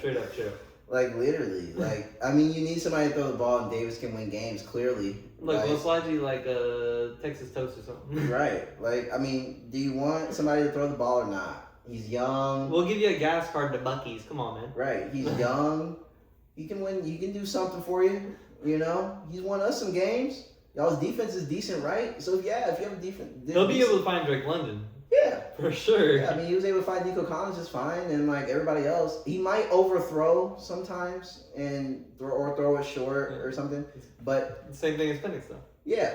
And it's like same thing as Penix, because, like, he'll get on his little streak where he'll have, like, 3 drives in a row where he's just completely dealing, and that might win you the game by itself, so, look. And he's not going to get hurt. Right, and y'all don't need Bijan right now, man. Like, yeah, I'm ready for that. And y'all like Algier anyway, right? They always want to run Algier. Well, let him be RB1 then. Let Bijan come over here. I mean, they literally traded away Drew Dalman to us last year, like their center.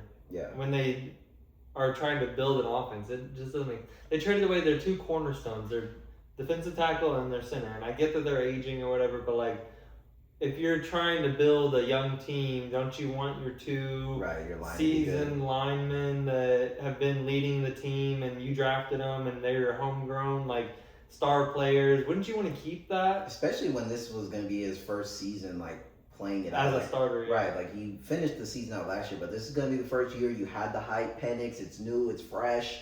Let's see, and, like, now we blow up the offensive line, like, Jesus Christ. And this is what I'm trying to say about Atlanta. It's like they always got to do some type of fucking head scratcher right before they fucking get the glory. It's like, damn, bro, I just don't get it with these guys, man. And it's like, Yep. I don't know, bro. Like, I mean, they're just in a rough spot. I just don't know what Atlanta does here. They're probably going to be one of those teams, though, since they have a decent roster that's going to try it. Because he tore his ACL late in the year. He just tore it. So he's not going to be ready for next season. Kirk Cousins is good, though. He'll be all right. He's decent, and they paid him a lot of money, so maybe you see. But, I mean, they're definitely going to have to bring another person in here to, like, compete, you know. And I could definitely see Kirk Cousins being the starter next You think season. somebody tries to get Mac Jones? Yeah. I mean, I think a lot of these backups that have played good lately, I mean, people are starting to see the value of it, right? Like, I mean, people are trying to have conversations, Davis Mills Stroud or whatever, or even with Purdy, right? They're like, Mac Jones kind of playing good. Like, we still got to go back to Purdy. And the reason is like, that's the point, right? Like, if your backup is complete ass, then there's no point of having him. Right. Why are we paying him then? Right. If he can't come in and win a couple games for you, while your starter has, look, it's a rough fucking game, bro. Your starting quarterback, if he's going to be on your team for 10 plus fucking years, I'm going to tell you this right now. There's going to be a stint of time where that nigga can't play because he's hurt because of something, right? Like, it's just, it's what it is. Those games. Right. Look at Lamar, Josh Allen's missed time, Burrow, everybody, it's rough, bro. Drake May, like, whatever. You're going to need a backup that can come in and do something, right? I mean, if not, like, Texas don't have Davis Mills. They have fucking Nick Mullins or some bullshit. Your season's cooked. You're cooked. Literally. Ours was cooked when Nick Mullins came in. Exactly. So it's like, you know, if you have some bullshit, so that's the value. So I think that people are starting to see that, and somebody might take a chance on one of these guys. I think Mac Jones is kind of like in that Darnold spot. Like, next place he goes, he's going to start slicing. Right. He kind of already had his flavor of dealing. Right. And he was dealing on the Jaguars. People forget when Trevor Lawrence went out last year, at the end of the year, that was when Brian Thomas started cooking. And that's why people drafted Brian Thomas so high this year. People forget that Brian Thomas with Lawrence in the beginning of the year, like, was okay. Yeah, he was okay, right? Like, he wasn't bad, wasn't good. When Mac Jones got in, that motherfucker gonna fire that number one receiver. Mac Jones can throw the ball, man. He's good. I mean, dude. And he doesn't really turn the ball over like that, bro. It's like, he's the reverse of Penix, where it's like, people are like, why was Mac Jones first round pick? Like, people forget that he was nasty at Bama, bro. Like, let's not forget. He played in Bama, like, before NIL. Yeah. Like, they looked at Mac Jones, Alabama, the best school with Nick Saban, looked at this nigga and said, he's going to lead us with like no Tua. NIL. Just like Tua. Right. Like, that's what I'm saying. So it's like, obviously he can throw the ball. Yeah.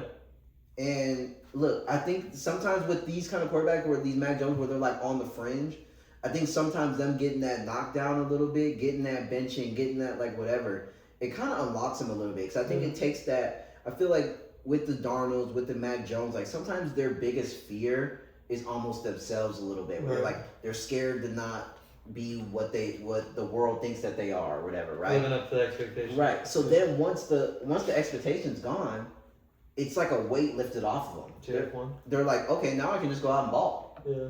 You know, it's like, this is nothing. You know what I mean? They already think I suck, so who cares? I'm already the backup.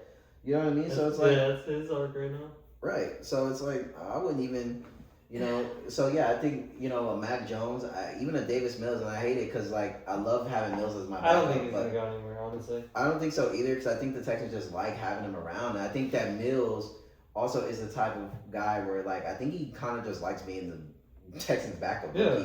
Like, I think he knows, yes, I could go to another team, potentially, like, start for a little bit. But, like, I think if he just stays on tech, like, you're going to continue to get millions of dollars. Yeah. Your body's not really at risk. And he just come in every once in a while and throw buckets to Nico. And he's a Stanford guy, bro. They love him. And I think you get in a... Like, if I was a backup quarterback, right? I feel like you would just get in a rhythm of like, okay, we have CJ and it's me. I know I'm going to prepare this way. I know the coaching staff. I like where I live. You just like got married and stuff. Like, it's like, to me... My life is in Houston. My life is in Houston. I'm stable. Yeah. And I'm on an NFL team. And they're gonna pay, and they're just gonna keep extending me. If I keep going in and winning a couple games, they're gonna keep extending me. And what? Yeah, I might not get NFL 300 million supermax, but let's just think in normal person terms. This nigga's getting $1 million. He has millions of dollars, and he's played 3 games this year. Yeah, and 1 game in the NFL. And for the rest of the season, this nigga is gonna be on the sideline like this. Good shit, CJ. Yeah. Swarm! $1 million. I mean, I'm just saying. Like, right? So you're going to give that up and go get beat the fuck up over here in New Orleans Saints?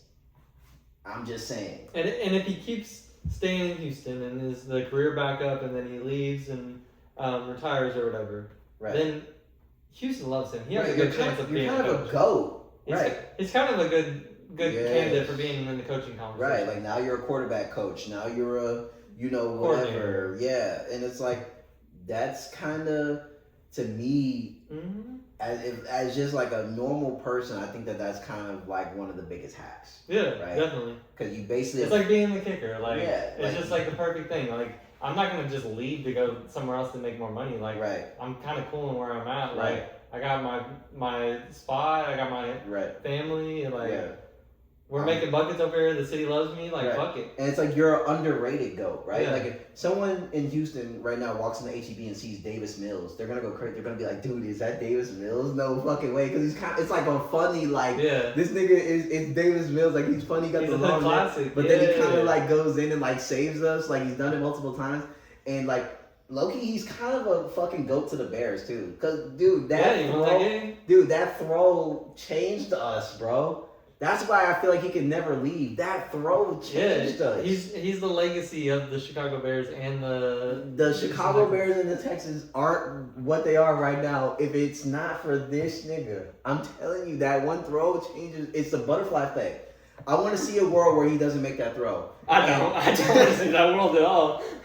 I mean, maybe we have Justin Fields instead. That'd be cool, but like... I don't want to see that either. I don't want to see... I want to see it in like a VR headset. Not like real life. So then I can take it off when it gets too ugly. Let me look at the spreadsheet. Right. Can I just see the box score of one of the games when it doesn't happen? Okay, yeah, that's what I thought. But let's turn that off. It's still Danny Amendola, isn't it? Yeah, no way. Let's look at the records right now for the 2025 team. 5-12. 3-10-1. The Texans. We be so fucking ass right now, bro. Oh my god. Speaking of a butterfly effect that shook up the world, man. That trade. So in the offseason, the Seattle Seahawks, we talked about it earlier, they traded DK Metcalf to the Steelers, who at the time had George Pickens, right? And what's crazy about that trade is it actually generated 2 breakouts, 2 stars in the making, to have their best seasons on the best stage on these great teams, and none of it really has to do anything with DK. Like, DK was the key that made both of these guys explode, and those 2 guys are JSN and Pickens, because they traded DK. JSN goes into the number 1 spot, right? He had a good rookie season with, credible stats, being the number 2 guy and stuff like that. You know what I'm saying? He made some noise. They said, we're going to go all in on JSN. And they haven't looked back since. JSN is having an incredible year. I mean, he has 1,300 plus yards right now, 11 games in. He's absolutely ridiculous. He catches everything. He bombs everybody. I mean, he is an absolute freak. And Darnold's firing him and lasering him. But, I mean, why wouldn't you? I mean, he literally is... He's just open every play. He is... I mean, after this season, he's going to be in top 5, top 3, top 2, I mean, this guy is really like that. He's in the upper echelon of receivers. I really feel like it's him and Chase and Puka, maybe. Right. Season aside, I'm still going to bet on the fact that Justin Jefferson is him. Yeah. I can't put this McCarthy, whatever bullshit season on him. I do think he takes a couple steps down, but I think, it's still Chase. I think JSN is now in that 2 to 3 range. However you slice it, then I mean, he's having that kind of a year. I mean, he's already the Seattle receiving leader right now. You know what I mean? So he passed DK, he's passed all them guys like in one season, 11 games. So he could easily end the season with like 1,800 yards, 2,000 maybe. 2,000 might be a little much, but I can see him getting. He could though, and that's the thing. Like he really could. I see him around 1,900. And then since the Steelers traded for DK Metcalf, which is still a head scratcher, not the DK trade. But the fact that afterwards, we were like, okay, DK Pickens, that's kind of a nasty duo, right? Then they trade Pickens before the season even starts because Pickens, he's a meanie and he's mean and he's a headache. He's mean in the locker room and his antics and all this. Okay, well now Pickens is in Dallas and JSN is number 1 in receiving yards. You know who's number 2? George Pickens.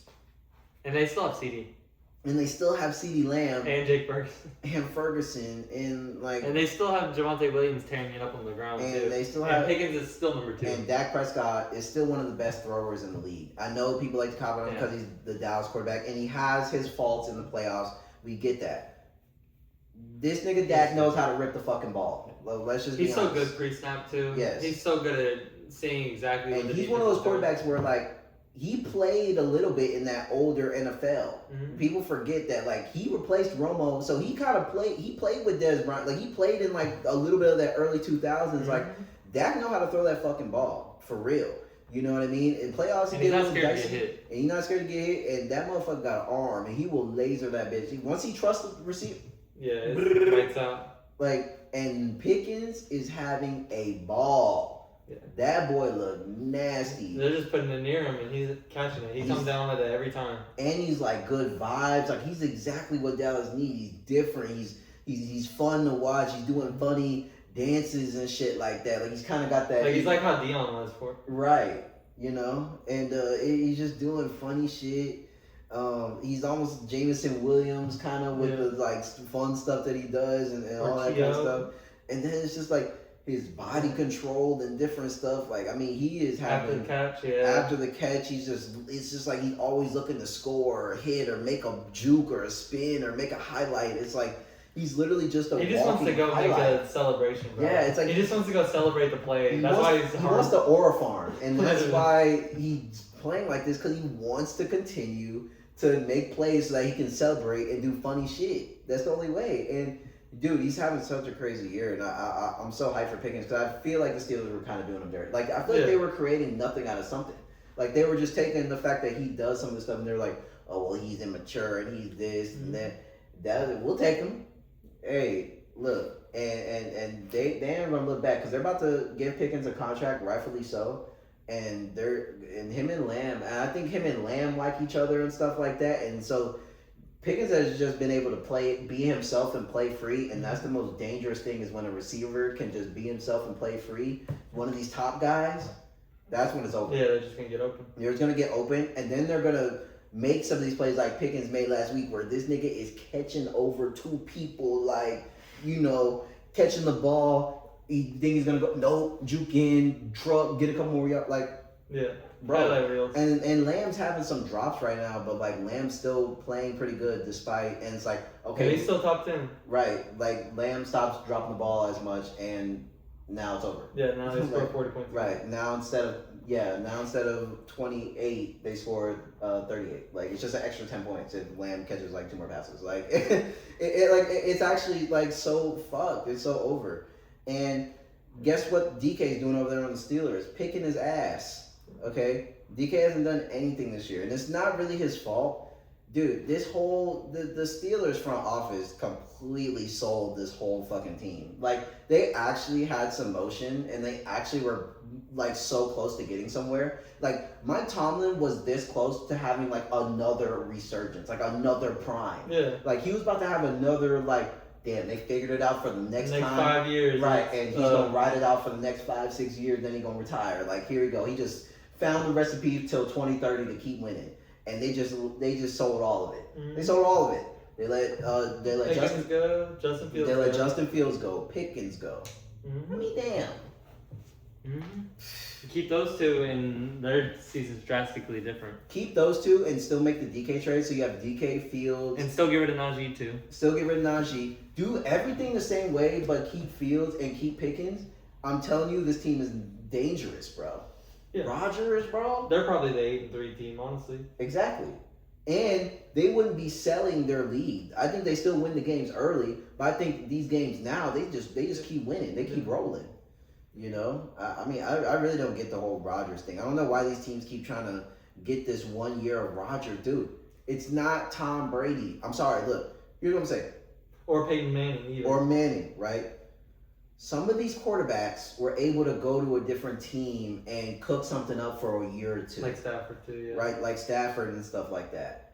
I just don't think Rodgers is that kind of guy. I think the reason that he had a lot of success when he was in the Packers was because he was able to get comfortable. They built a system, and this is how they did things, and da-da-da. I think him going to a new team every year, he's like having to figure out how they do things, and then he's older, then he doesn't have as much mobility. He's not figuring out how they're doing shit. He's doing exactly. He's doing his own thing, whatever, and it's just like it just doesn't work, right? And he's having to get used to these new receivers, and then he's doing this like kind of stone cold approach where he doesn't really talk to his players and stuff, like, and it's just weird, you know, and.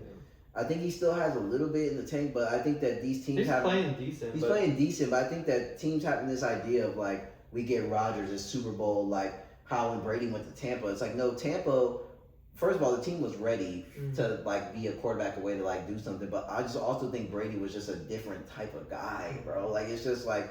And even if they keep Pickens and still go with Rodgers, it still looks. It's still better, right? DK's being shut down because he's the only threat. Right. Literally the only threat. Only threat. Because they can't figure out how to throw it to the tight end. No. At all. No. And the other receivers are too small. Right. Like, they're good. Roman Wilson is good, but they're not your number two. But it's like the Trey Tucker situation, right? Where it's like they just don't have the frame and the things to make them really some type of alpha. Yeah. You know? And that's what they're dealing with.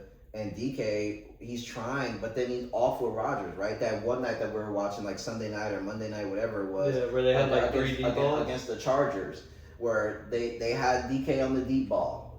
Rodgers put it somewhere else. Then they had him again. Rodgers put it behind him. It's like they're not even clicking when they do have their opportunities. And it's like, and if they had another guy that was reliable, I think that they could do something. But I think the Steelers... They're definitely on the downhill slide, and it's crazy that this trade benefited everybody in the mix but them. That's what's funny. It's like the Steelers literally didn't get anything out of it. Yeah, like you just another season ended. I love it. Yep. Next. To end it off, man, Jameis Winston, he came in for the Giants against the Lions, and that boy almost got them that dub, man. He should have gotten the dub. He should have gotten the dub, but you know he had to do a classic sell. Yeah.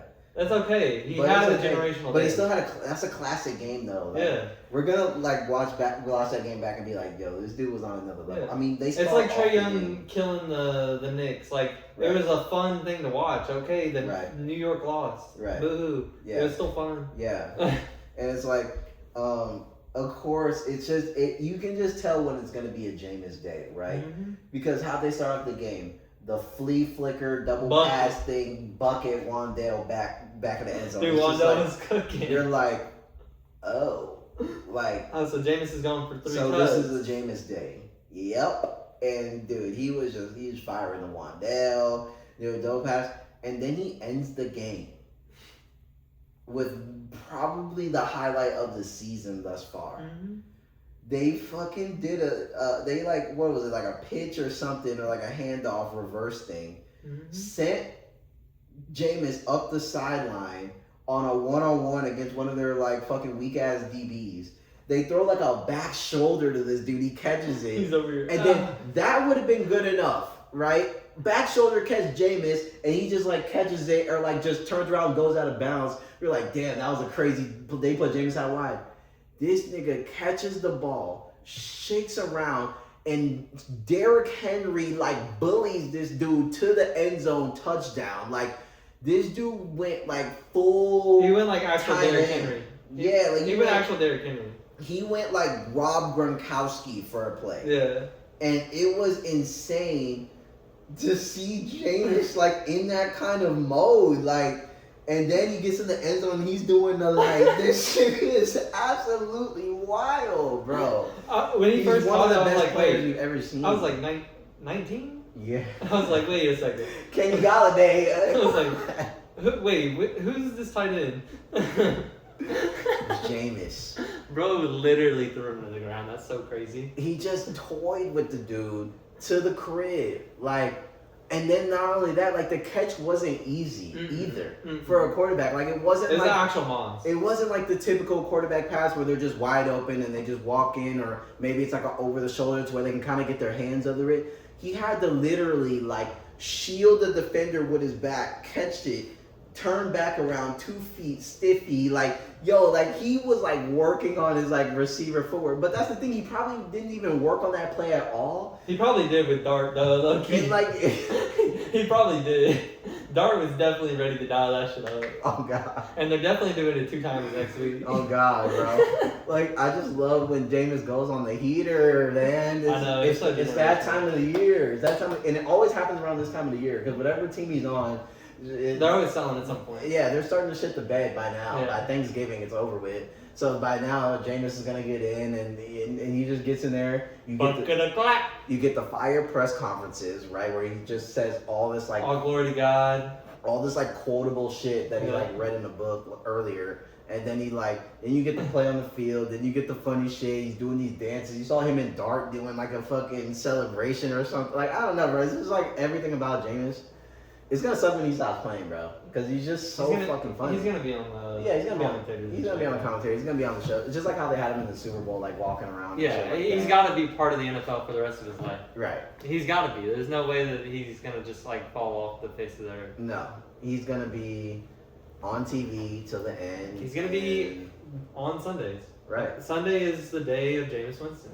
Right, and especially like in big playoff games or like at the draft, stuff like that, where there's like a lot of downtime, right, in the NFL draft. Yeah. They need like a Jameis to like, all right, let's just cue it to Jameis and just like have him talk to a fan and say some crazy shit for like 20 Jameis and minutes. Cam anytime there's downtime. You're right. We're fine.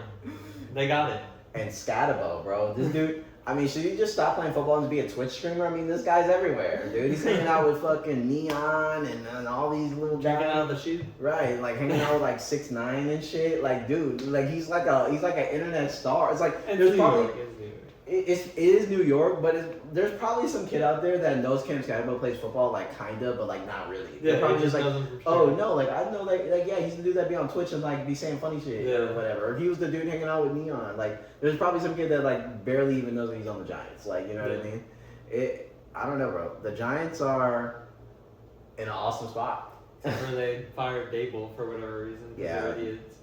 I mean, Firing Dable. that's is another crazy. team that we ended their season, but like I'm sorry that we did that because Dable shouldn't have been fired. That was terrible call. Terrible. That was such a scapegoat firing. Bad. And it was so scapegoat because like, He has his team. right. That Like, was his team. He drafted pretty much all of these players lately on offense, and then nothing but hits. and nothing but hits on the defensive side of the ball too. Like we're not just gonna act like it's like, dude, you'll have a crazy defensive line with a bunch of players that are He hit on Scatabo, Jackson Dart, and Theo Johnson too. and Abdul Carter, Yeah, and Brian Burns. So. right? So it's like, what's the issue? I mean, I'm not getting it. I mean, like, dude, you can't help. The team wasn't gonna win the Super Bowl, guys. Yeah. We told you And this. Neighbors too. We told you this early in the season. Yeah. They weren't gonna win. And then guess what happened? They lost Neighbors week 3 or 4 or whatever. Dart comes in and is doing good. He's in and out the lineup. Scatabo starts giving them some life. He's out. Like all the guys is injured. Like what do you want them to do? And their secondary's hurt too. But Secondary's their hurt. shit anyways. Like, I mean, it's like literally anytime they will find a little bit of motion, they get injured. And then when Dart does get out of the game or something, here comes Russ throwing meatballs everywhere. He can't even get up to the line and call a play. Yeah. Like, I don't know why then. I mean, like, what do you want? I mean, It's again, Jameis or Dart, and there's no other right. conversation. And it's like, I get they try to be respectful to some of these old heads that have like a decent, run in the NFL, decent like name and legacy. But it's like, dude, when he can't go to the line and get a call in, like, Russ, you light my fire. It's over. Like, you know what I'm saying? Bad. And it's like you at least gotta go with the Jameis play. But like I that's what I don't get about like the NFL sometimes, or like the outside looking in. It's like I don't get how you can say that's Dable, or you can say that's like Chip Kelly. It's like I don't get what you're supposed to do, because you know what Brian Dable probably did when Russ went in there and stumped up the joint. So he gave him the play like normal. All right, so we're gonna hit whatever slant, da da da, and then Russ goes in there. And they're late to the line of scrimmage. Every time Russ comes in there, the play clock is winding down, and so the play's late, and then the ball flutters in the air, or they do some dumb shit. Yeah. And it's like you can't. It's not Madden. Or he falls down in the Right. pocket. He falls down the pocket, or he throws a pick, or the ball gets batted. Like it's not Madden. I can't control the nigga on the field. Like I told Russ to pass it to this dude right here, and it was gonna be open. Or I told Russ this was the play was supposed to look like. And Russ took too long to snap the ball, and it made the play wonky, and then he threw a flutter into the flat, and it got picked. Like, how is that on me? I told him what to do. He just didn't do it. They didn't execute. I think firing Dayball will come back to bite them. And it hasn't yet, because the season's already washed, so it's like no one's really paying attention as much about like the little coaching and stuff like that. Yeah. But I mean, a couple of years ago, this dude was like in the contention to be a coach of the. I mean, I think he did win coach of the year or something like that a couple of years ago when the Daniel Jones Saquon Barkley year or whatever, when he actually got them to the playoffs. Like he puts together good teams. He puts together good teams, and then as much as whatever Dable, whatever, he gets the most out of these players. And I'm not gonna lie, since he's been on the Giants coach, it's not like he's been getting some Hall of Fame roster here. Like he's kind of had a dumpster fire every single season, and yet and still he gets these players to do something. Yeah, they look electric. He gets these players to do something. No one liked Dart. Well, now everyone likes him. He's one of the best players. You know why? Dable. Scatterbo. No one really knew much about him. He fell late in the draft, right? He had kind of a good little year, but people were like, he comes in, he's one of the best backs. Mm-hmm. All of a sudden. They're getting use out of Wan'Dale Robinson. This nigga going crazy, right? Even Slayton makes some noise when he plays. The tight end, Theo. Like, it's just like they're getting used. Even Tyrone Tracy was doing something last season. Like, these dudes are mid. Yeah. This is everything I just said is a whole bunch of mid. Yeah. And they're still able to do something. It's like, and guys, y'all forgot, he also drafted fucking Neighbors, bro. And he's like the best receiver in the NFL. He's kind of just crazy at drafting, low key. Exactly. So why are we getting rid of it? Like, I don't get it. I know it wasn't the GM drafting the player. I know it wasn't him, because they would show them. Because the GM got Russell Wilson. Right. That's who he got. Yeah, and you remember the videos of like Dable like in the drafting room, like going over players. Like, I really like this dude. Remember he had his sons in the room and everything. Like, he was really about that drafting shit. Like, he knew who was nice. You know, and I don't think I'm letting that walk just because we weren't good this season when we weren't going to be anyway. Right. So, like, and it was a season from hell. Everybody got hurt. Your best player got hurt. It's over. Like, I mean, I don't know what you want him to do. Literally. Your wide receiver 1 and RB1 got hurt, and you run 3 different quarterbacks. Right. And you fire the head coach? Right. Okay, whatever. He'll go somewhere else and prosper. And be nasty at OC for a team that's ready to have an OC that's ready to go. Right. Or something. Or Kansas City or some shit. Right. Exactly. Or he'll go to a job that has a vacancy like the Dolphins after this year. Dolphins, or maybe Panthers get rid of that guy. I don't know. I feel like he can make Tua look good though. Or Bryce. I feel like that's the thing. Like, I honestly feel like he can make anything kind of shit. He had Chuba Hubbard? Or not Chuba. Rico? I mean, not Chuba. Rico, yeah. Yeah. Ted McMillan, like some of these guys, like they kind of have a good roster. Yeah. I feel like he could kind of get some use out of it. And he did a good draft this year. Right. Like, they get a draft again, and then he could probably get another. I'm just saying, bro. I think the Giants are going to regret this. Big time. And they're going to regret it soon, but they're going to get some other coaching here. Because they were right there. They're right there. And he traded up to get Dart. Like, that was his guy, bro. He cared about Dart. He cared about Dart. And Scott. Like, he... Like, those guys bought into him, and he bought into them. Like, it was a two-way street. Those were his guys, and you got rid of them because the season's going to be because of injury. That's an L, bro. L Giants, bro. L Giants. But, yeah, boys, that's pretty much all we got, man. You know, it's playoff time, so, you know, it's going to be getting down to the nitty-gritty. Look, we had a video recorded for last week, but it kind of got messed up in the files. Shit happens, you know what I mean, when we're trying to upload. So that's kind of why there was like a big break or whatever. But, you know, we're still here. We're still going to be kicking out the videos consistently, you know what I mean? NBA starting to get to its peak form. LeBron's coming back. All this. Rockets are on the move. So, you know, look at that. Lake Show. Lake Show. Don't forget. Yeah, man, stuff's heating up, man. It's that prime time of sports. Yeah, Lakers Clippers tonight. Let's go. Lakers Clippers tonight. So, which James Harden's actually playing really good. And Kawhi's back. Yeah. You know that everybody. Harden is backpacking them. Yeah, yeah, he has like 30 points a game, Dude. 8 assists, 9 rebounds a game. He's trying his best. Yeah. I know it ain't working out, but he's fucking trying, bro. Yeah, he's about to have a shitter tonight. Yeah. Probably. You know, prime time gotta have it. Harden, you know, it's not really the best. 13 and points. I can tell you that. I'm a Rockets fan. And there was a lot of times where we needed them, and that nigga vanished. 13 points, 5 assists, 3 rebounds. I say like 18. Okay. 18 points. 6 and of like, 23 from the field. 18 points and like 6 assists or something. Like modest James Harden day tonight. But yeah, you know we're gonna keep banging out the videos, man. We ain't going nowhere. We're gonna keep talking our shit, and we like talking our shit. And y'all guys still remember the motto, right? What is it? Horns up, bear down. See y'all boys next time. Sir. But you.